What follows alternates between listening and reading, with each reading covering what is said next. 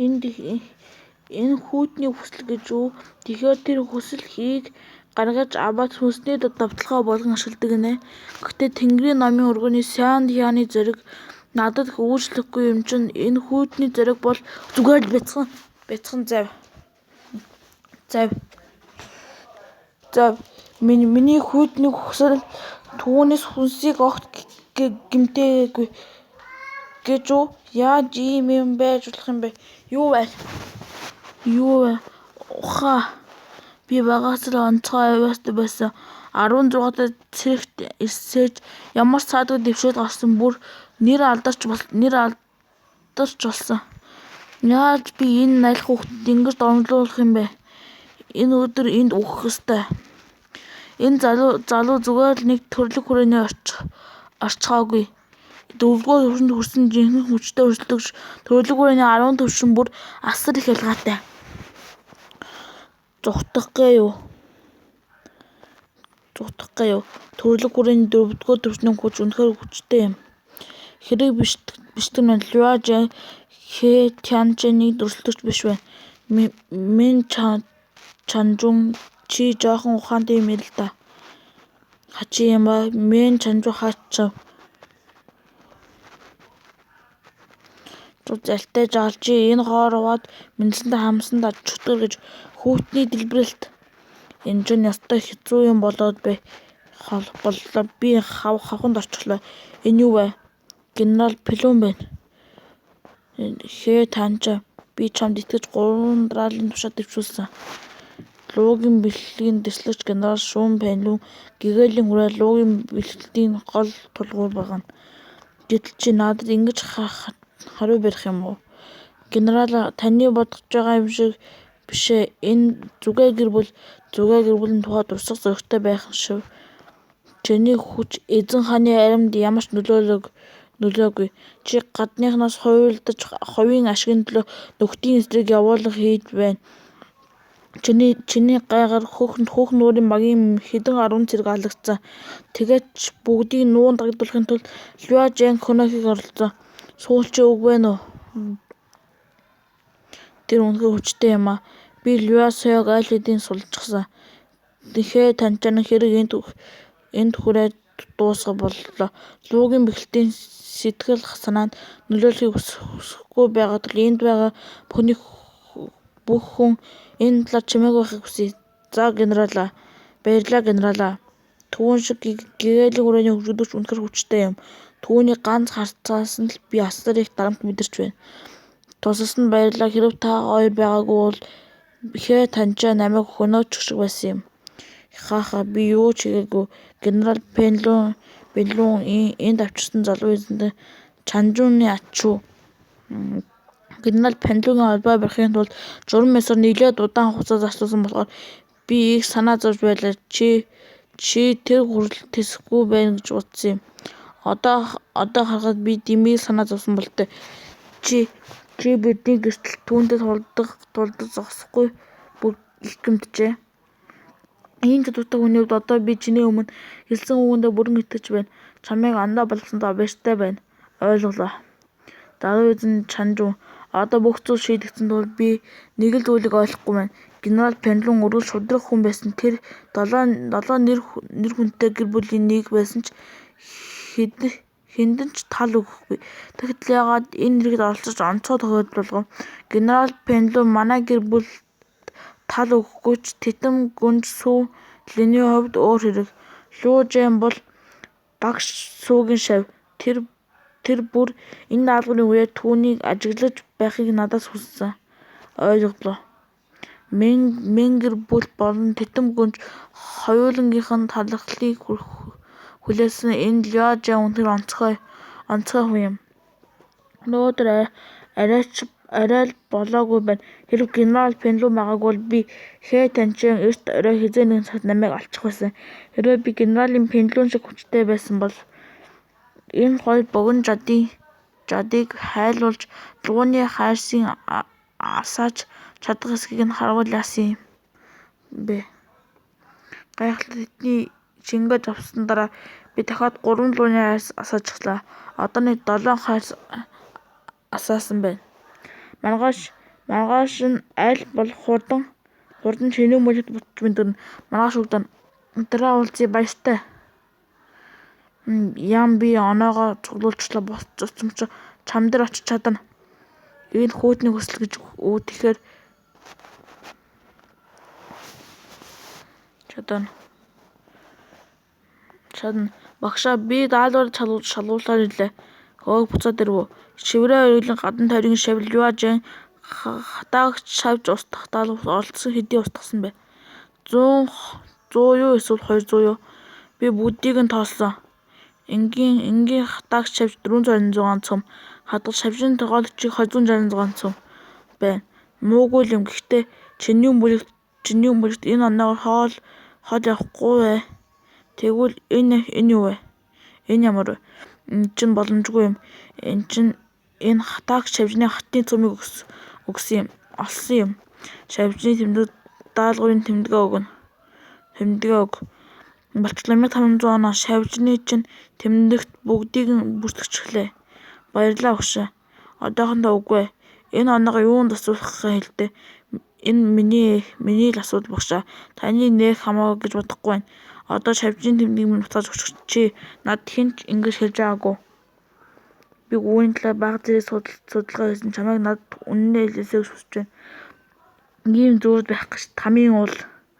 100 оноо. Энэ шугамыг амгч чиний бүлэм чамайг хамгаалахгүй аюулгүй байдал чиний л хариуцлага болно ойлгосноо. Тамийн уул маш аюултай. Ойлголоо. Тэр хоёр чинь Луа Пен Ван Ян Ван 2 байна. Энд юу хийж байгааг нь мэдэхгүй ч зөрчилдсөнөөс зайлсхийхийн тулд тэдэнтэй дүүр тулахгүй байсан дээр юу гэж байгааг нь сонсъё. Перан сайн байна. Чиний өгсөн захидлыг ачаад Ян энэ удаа үнэхээр баяртай байна. Өмнө нь надтай юу ч ярьдаггүй байсан. Түүнийг энд харсан болохоор гэр бүлээ санаж байгаа нь аргагүй. Янмо чи энэ түүнд байх захидал хүргэж байна. Сэтгэл санаанд сэрхэн гарцаагүй. Тэгнээ захидал уу?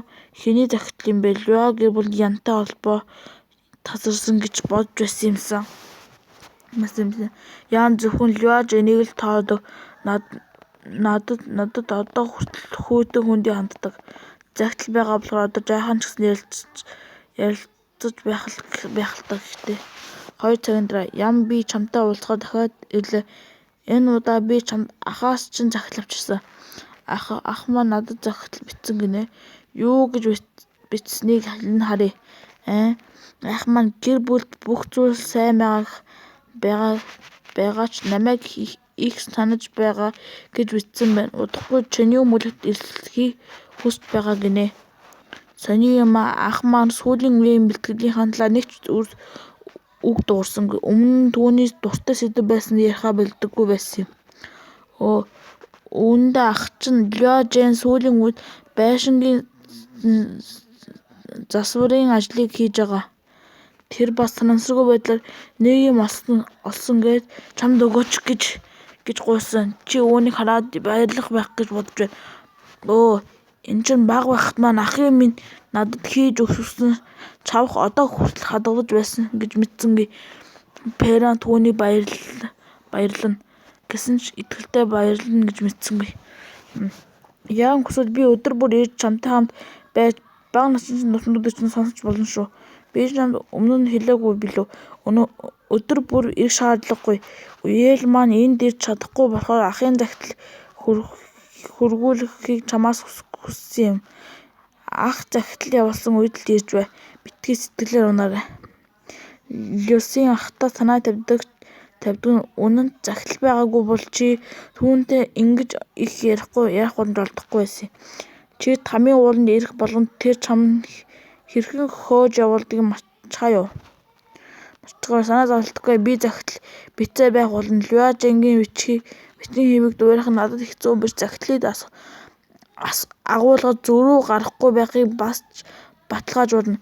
Луа Ян цаг хугацаа өнгөрөх чиний дэргэд байхыг дасч чамайг үл таамаглахаа барина. Тэгвэл та хоёр эцэст нь биеэр дотно суулна.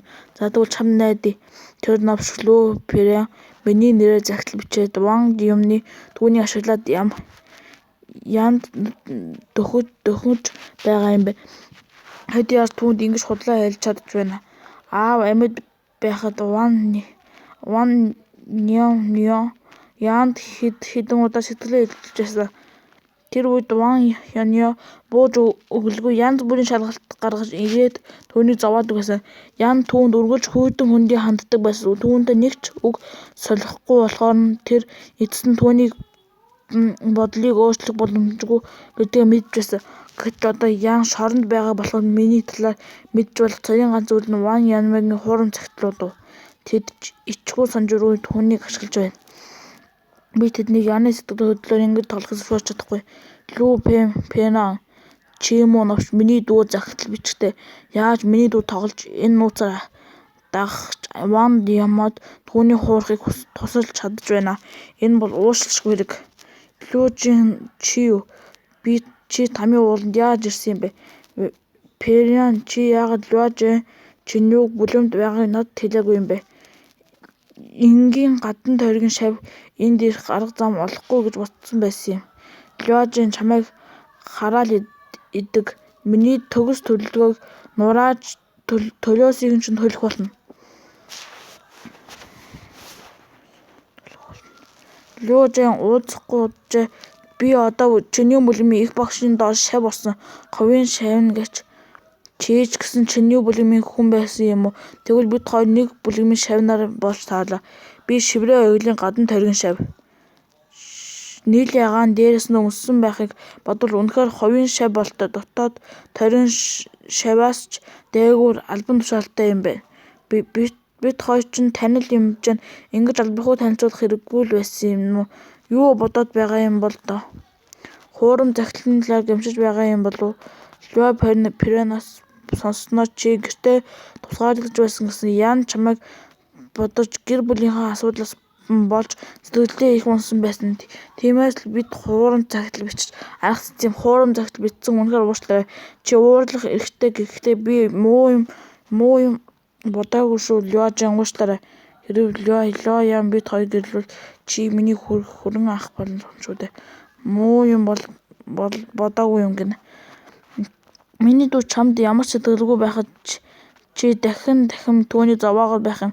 Захидал хүргэж өгөхөд нэрээр түүнийг өөр аргагүй байдлыг оруулж чамтай харилцахыг албадан амин хувиа хичээсэн залжин авш. Чи миний дүүд хань болох хэмжээний хүн биш. Хариулдаггүй тэрэг давш.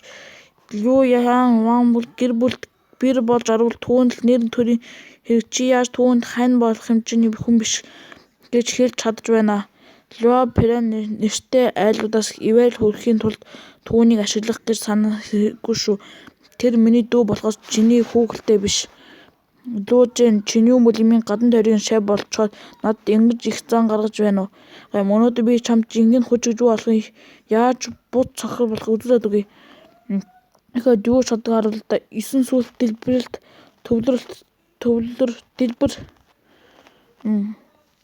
хачи ямаа цус дэлбэрх нүдгч чинь эдэмхий төрөлхийн энерги зарцуулдаг байтал яагаад түүнд үйлчлэхгүй байгаа юм бэ?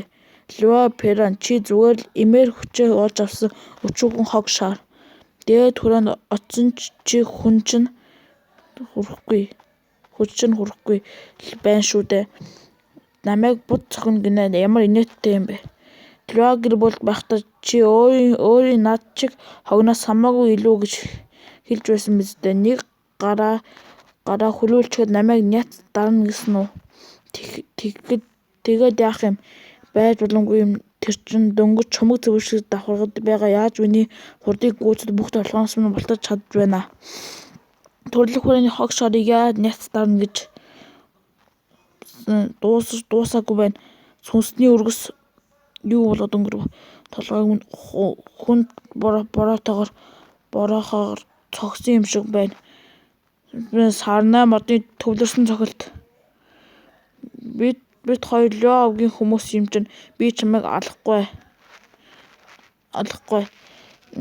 Гэхдээ би нэг өдөр Лүү гэр бүл очиж Лүү Бянчууны Лүү Жүүний хоёрыг өөрийн гараар харж аавынхаа болсны өмнө нүглийг нь цайруулахыг харж байх болно. Би төрлөх хүрээнд хүрсэн. Чамаас дээгүүр байх ёстой байтал яагаад чамтай тулдаж чадахгүй байна. Чи ямар ч хүрээнд хүрсэн бай. Бүх хүчээ эмнээс болж олж авсан тэр чинь юуныхан сайн байх вэ? Чомог цэвшгээд авахд гайхалтай хүч аим шиг үзрэхтэй. Энэ Лу Жэний басаж болохгүй. Ван Янми бол Лю Пернийг гэмтээчгч. Пероник. Бидний хооронд ямар ч асуудал байхгүй юм чинь чамтай тулдах хүсэлгүй байна. Хэрв чи надад болон дүүгээс минь нүүр тулаан ууршилт гуйж шалтгаангүй түүнийг дахиж зовохгүй гэж амлавал Лю Пероны тусалсан хуурын загтал хэргийг чинь уучж болно.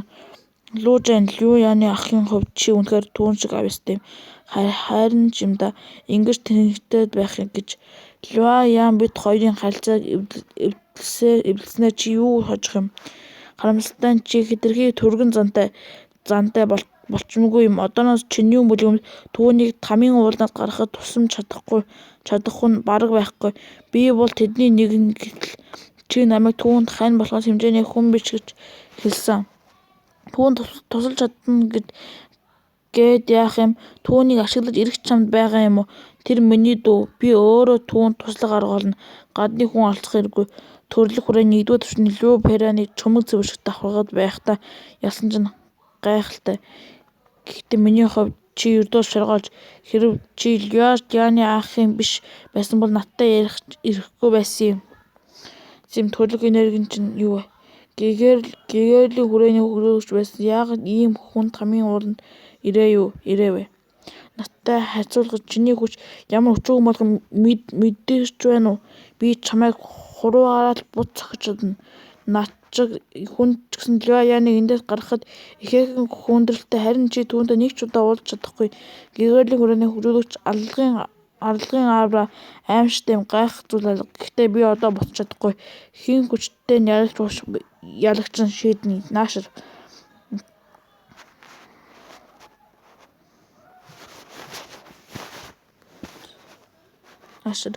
Хэтэрхий өөртөө итгэлтэй байна. Зүгээр л аавраагаа л чамайг бут цохино. Хүсэл тийм хүчтэй биш болтой.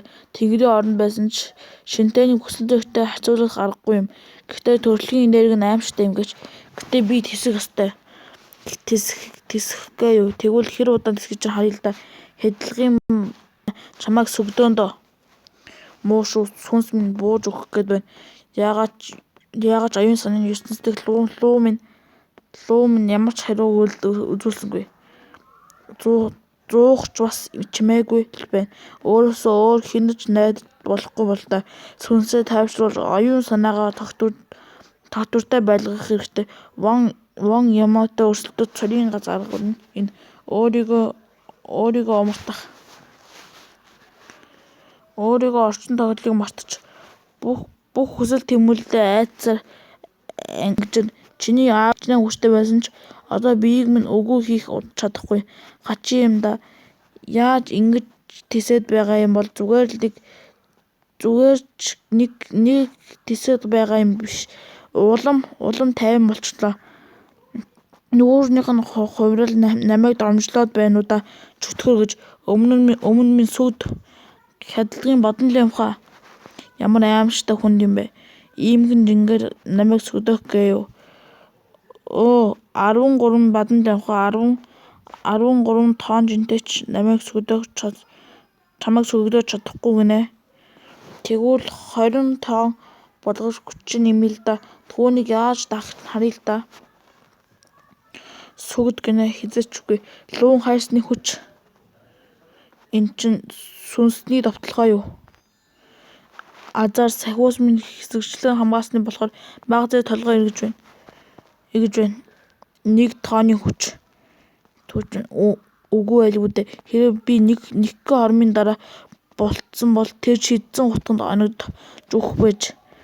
Би багаасаа суу тухаантай байсан ч хизээч ухралт хийж байгааг гэтэл сая тэр новч намайг бараг л алчих төглөө.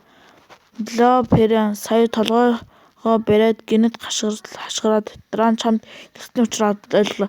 Сүнсний довтлого чинь үр дүн байсан юм. Зүрхэн тархины бясалгалын шатанд байж сүнсний довтлооны ур чадварыг эзэмшсэн чинь үнэхээр гайхалтай юм. Энэ шарах бол чамайг басамжилсан төлөөс. Чи намайг шархтуулж чадлаа. Үгээрээ бахархах хэрэгтэй. Гэхдээ чи үүнийхэн төлөөс төлгөл болно. Чи Лю Яныг ах байсан ч хамаагүй. чамайг бут нэргэн үгүй би одоо өгч болохгүй. Би яаны чөлөөлөөгүй байна. Энэ бол Ван Янмагийн төрөлхийн нэрийг саяхнаас хойш 3 дахь удаа шаардж байна. Би зүгээр бэлтгэл хийж байна гэж бодсон. Гэхдээ одоо хэн нэгэнтэй тулдаж байгааг нь бодолтой. Цагаан дээл тэгэхээр гадна тойргийн шавь байх. Гадна тойргийн шавь гэгээлийн хязгаад хүрсэн Ван Ямаатай тулдаж байна гэж аимшигтай юм. Түүний хувьд сайн зүйл болохгүй байх байтал аль хэдийн аюултай болчихсон байна. Ван Ямаатай тулдах зортой энэ хин гэж нь вэ? Ахаа хэтэрхий өөртөө итгэлтэй байна. Зүгээр л аавраагаар л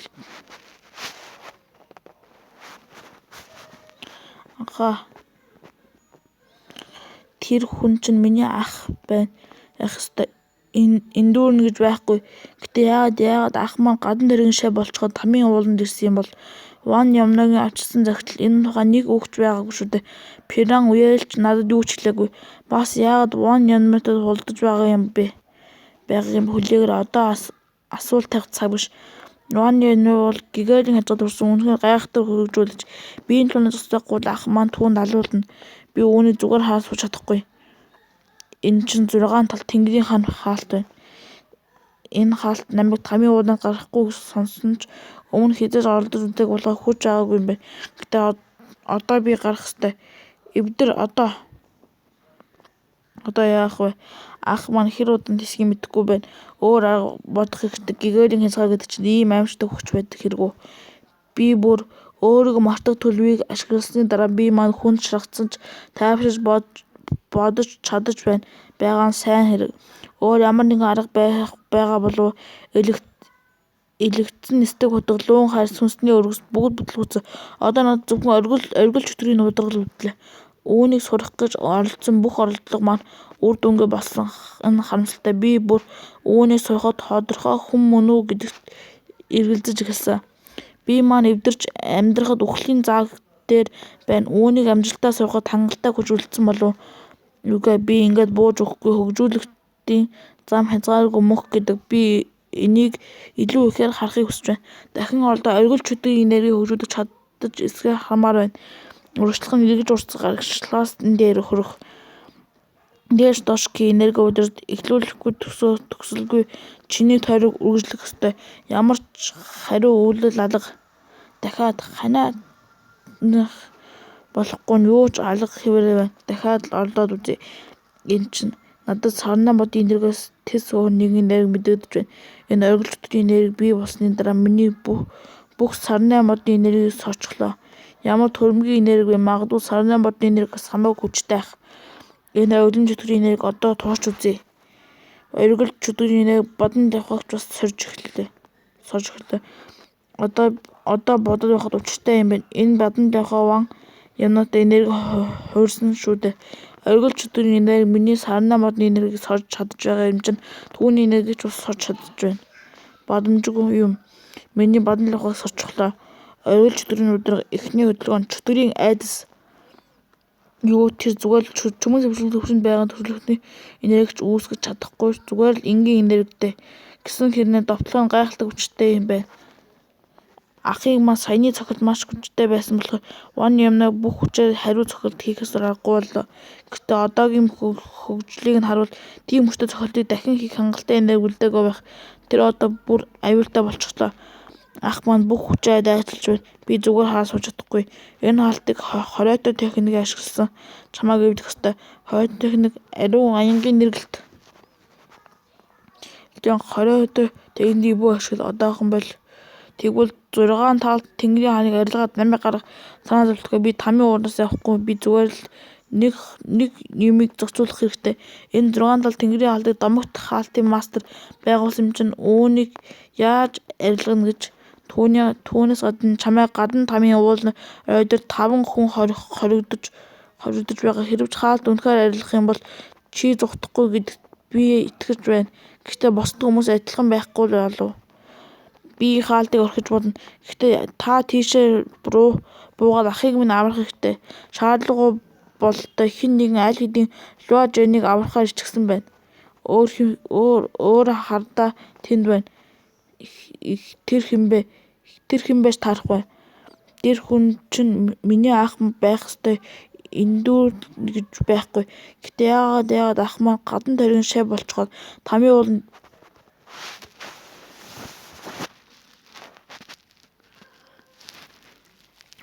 сүүнлийн гүнж эндүү гэж байгаа юм бэ? Луужин багш сүүгийн шав гүнж байгаа цагт Луужин зүгээр байхаа. Тийм л байгаасай. Дажгүй цохилт байна.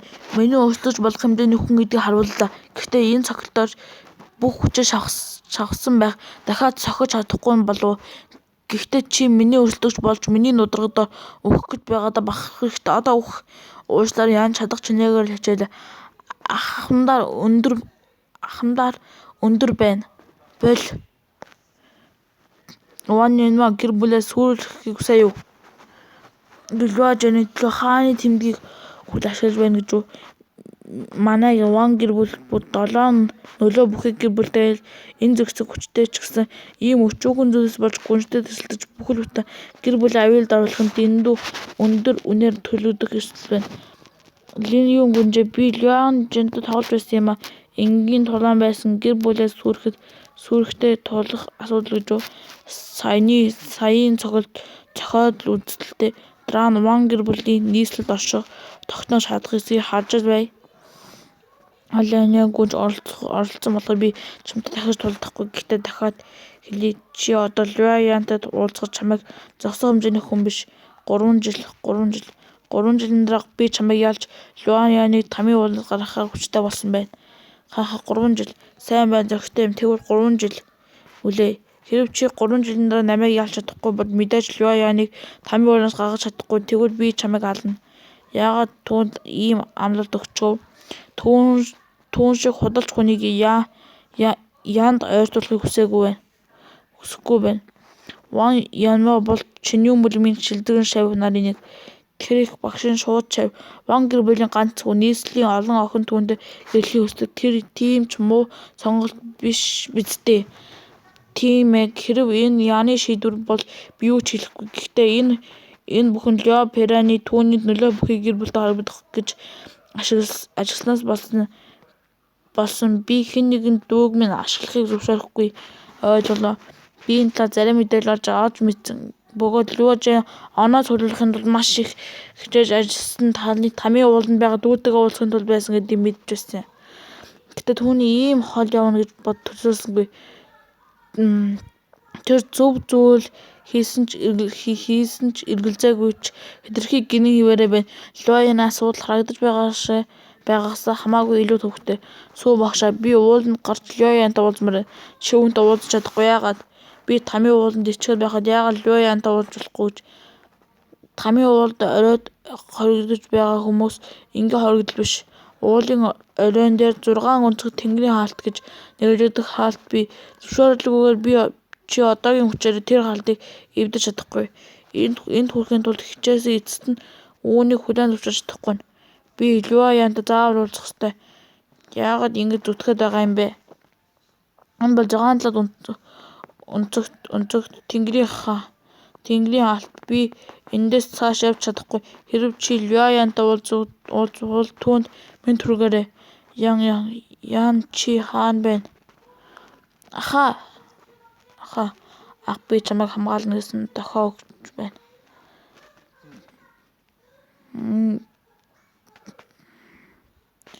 Би бага байхдаа жижигхэн байсан болохоор намайг дээрлэдэг хүмүүс байсан.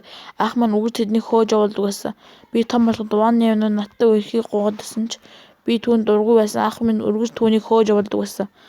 Би гэрээсээ бүлгэм рүү явж хөгжим маань ахаас давсан ч тэр надад адилхан амлалт өгсөн. Хэрэв чанийн буламд хэн нэгэн чамайг дээрлэхвэл над хэлээ би түүнийг намд цохно. Ойлголоо. Одоо би асчаагүй бяцхан охин биш ч гэсэн ахыгаа харахаар хамгийн аюулгүй байдлыг мэдэрдэг. Баярлалаа ахаа. Амжилт хүсье явцгаая. Жаахан байхгүй юм уу? Тэгвэл замдаа гарцгаая хангалттай. Ям би хүчтэй болно. Нэг л өдөр би заавал чамайг эндээс гаргана. Сүн Луаны гүнж энд юу хийж байгаа юм